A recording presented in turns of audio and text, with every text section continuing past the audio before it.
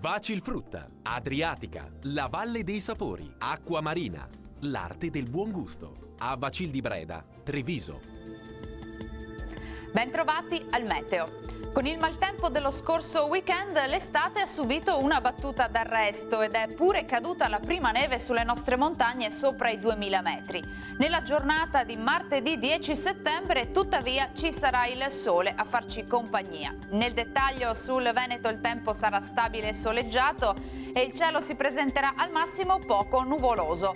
Non sono attese piogge particolarmente degne di nota.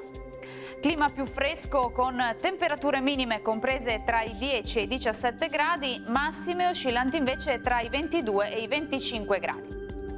Situazione simile sul Friuli Venezia Giulia con ampio soleggiamento, anche qui il cielo si presenterà sereno o al massimo con poche nubi a carattere sparso. Temperature invariate, minime tra i 13 e i 17 gradi, massime tra i 23 e i 24 gradi. Uno sguardo infine al Trentino Alto Adige, poche novità, anche qui avremo un ampio soleggiamento ovunque, salvo per innocui addensamenti sui settori meridionali della nostra regione.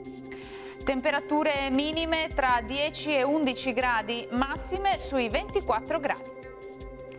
Bene, dal meteo di Antenna 3 per ora è tutto, buon proseguimento in compagnia della nostra emittente.